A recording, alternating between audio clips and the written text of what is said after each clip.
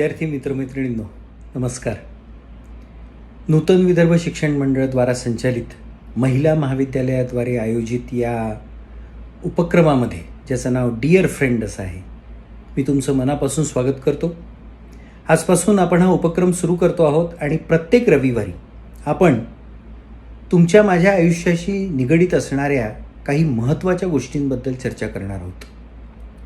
यामधला पहिला भाग आहे या देशामध्ये आता राबवली जाणारी नवीन राष्ट्रीय शिक्षा नीती आणि यासोबतच वेगवेगळ्या विद्यापीठांमध्ये राबवली जाणारी चॉईस बेस्ड क्रेडिट सिस्टीम. अशा दोन मुद्द्यांवर आपण बोलणार आहोत.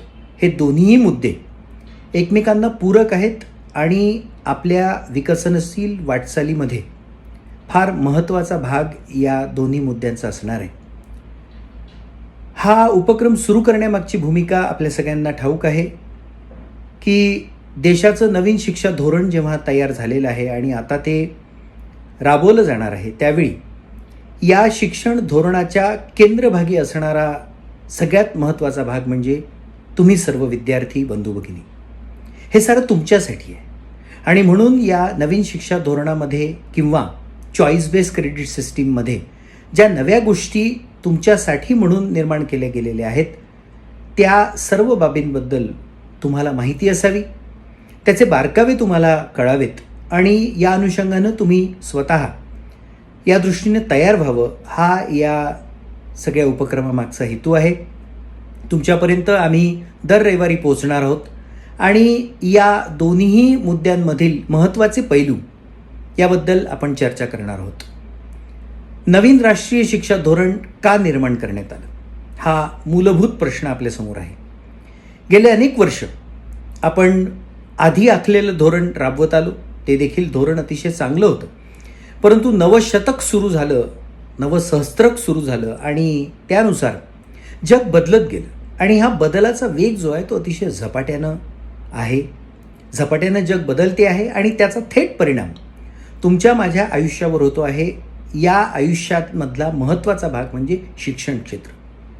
ज्या शिक्षण क्षेत्रामध्ये देशाची भावी पिढी तयार होते, ज्या शिक्षण क्षेत्रामध्ये देश घडतो, अशा शिक्षण क्षेत्रामधील धोरणांना नव्या पद्धतीनं मांडण्याची गरज देशाला जाणवली आणि म्हणून देशामधलं एक अत्यंत आदरणीय नाव, ज्यांचा या संबंध क्षेत्रामधला अत्यंत गाढा अभ्यास आहे, असे डॉक्टर कस्तुरी रंगन यांच्या नेतृत्वामध्ये एक समिती स्थापन करण्यात आली.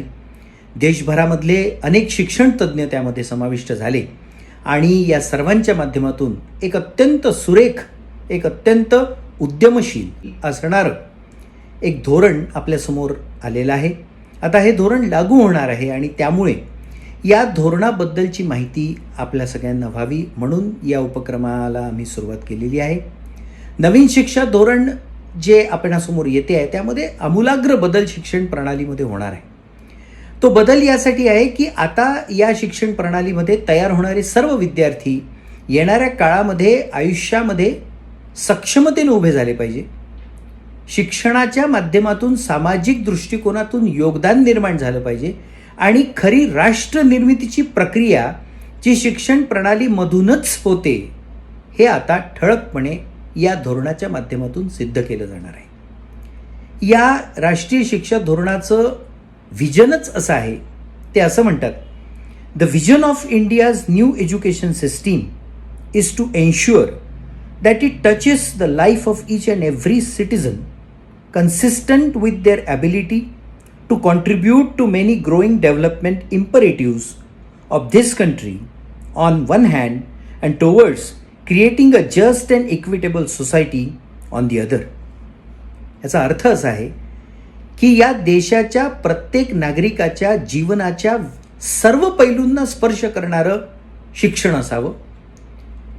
त्यासोबतच या देशामधले जे नागरिक या शिक्षण प्रणालीमध्ये असणार आहेत म्हणजे विद्यार्थी, त्यांच्या ॲबिलिटीज, त्यांच्या सक्षमता या सर्व बाजूनं वृद्धिंगत व्हाव्या आणि त्या अशा वृद्धिंगत झालेल्या कौशल्यपूर्ण आणि सक्षम असणाऱ्या या देशाच्या नागरिकांकडून देशाच्या भवितव्यासाठी कॉन्ट्रीब्यूट केलं जावं, योगदान दिलं जावं, जेणेकरून आपण सर्वांना समान न्याय देणारी आणि सर्वांना समान अधिकार देणारी एक अत्यंत सकस समाज व्यवस्था निर्माण करू, अशा पद्धतीचं व्हिजन या राष्ट्रीय शिक्षा धोरणाच्या माध्यमातून निर्माण करण्यात आलेला आहे. किती महत्त्वाचा भाग आहे बघा, की एक मान्यता मिळालेली आहे एका विचाराला, की शिक्षणाच्या प्रणालीमध्ये जे विद्यार्थी शिकतात ते या देशाच्या भवितव्याला घडवणारे नागरिक आहेत. त्यांच्या खांद्यावर ती जबाबदारी आहे की या देशाला मोठं करायचं आणि जागतिक पातळीवर या देशाचं महत्त्व प्रस्थापित करायचं.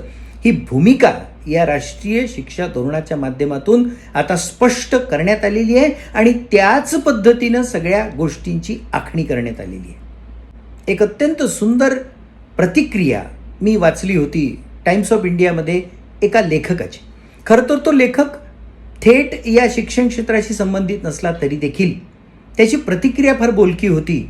त्या लेखकाचं नाव चेतन भगत. आपल्या सगळ्यांना माहिती आहे, अनेक कादंबऱ्या चेतन भगत यांनी लिहिल्या, त्यांच्या कादंबऱ्यांवर चित्रपट निर्माण झाले. पण मला आश्चर्य वाटलं होतं जेव्हा चेतन भगत या लेखकाची कमेंट, एक लेख टाइम्स ऑफ इंडियामध्ये प्रकाशित झाला होता नॅशनल एज्युकेशन पॉलिसीवर. त्याच्यात ते असं म्हणतात की गेल्या अनेक वर्षांनंतर एक अत्यंत प्रभावी, सकस आणि देशाच्या भवितव्याचा विचार करणारं एक डॉक्युमेंट नॅशनल एज्युकेशन पॉलिसीच्या माध्यमातून आता आपल्याकडे आलेलं आहे. चेतन भगत यांचं म्हणणं बरोबर यासाठी आहे की फार बारकाईनं या देशाच्या सांस्कृतिक वैभवाचा, या देशाच्या सामाजिक वैभवाचा आणि या देशाच्या परंपरागत सर्व बलस्थानांचा विचार करून या धोरणाची आखणी करण्यात आलेली आहे. आणि हे सगळं आता विद्यार्थ्यांना सक्षम करण्याच्या दृष्टीनं आणि एक चांगली पिढी घडण्याच्या दृष्टीनं राबवण्यात येईल असा विश्वास या धोरणामधून आपल्याला निश्चित वाटतो. आपण सर्वांनी या धोरणामधील जे बारकावे या उपक्रमाच्या माध्यमातून आपणापर्यंत पोहोचणार आहेत त्याचा विचार करावा. फक्त आपल्यापर्यंत ते न ठेवता समाजामध्ये ते प्रसारित करावं, समाजापर्यंत न्यावं, जेणेकरून सामाजिक दृष्टीनं देखील या नव्या शैक्षणिक धोरणाला एक सकारात्मक प्रतिसाद समाजाकडून मिळेल आणि आपण सगळे मिळून शिक्षणाला आणि पर्यायानं शिक्षणाच्या माध्यमातून तयार होणाऱ्या पिढीला एवढे सक्षम करू की आपल्या देशाचं भवितव्य ही येणारी पिढी जागतिक पातळीवर एक वर्चस्व म्हणून आणि एक श्रेष्ठत्व म्हणून सिद्ध करेल असा विश्वास आपण सर्व मिळून निर्माण करूयात. पुढच्या भागामध्ये आपण राष्ट्रीय शिक्षा नीतीमधील एकेका पैलूचा विचार करणार आहोत. तुम्हा सगळ्यांचं मी या उपक्रमामध्ये स्वागत करतो. महिला महाविद्यालयाच्या वतीनं आयोजित या उपक्रमामध्ये आपण सर्वांनी सहभाग द्यावा, जास्तीत जास्त लोकांपर्यंत हा विचार पोचवावा, जेणेकरून एक सकारात्मक विचारांचं वर्तुळ निर्माण होईल आणि एक दिवस आपण हे वर्तुळ पृथ्वीच्या वर्तुळाशी मॅच करू आणि एक चांगला सकस समाज निर्माण करू असा विश्वास व्यक्त करतो आणि थांबतो. पुन्हा आपण भेटणार आहोत पुढच्या भागामध्ये राष्ट्रीय शिक्षा नीतीच्या वेगवेगळ्या पैलूंवर बोलण्यासाठी. धन्यवाद.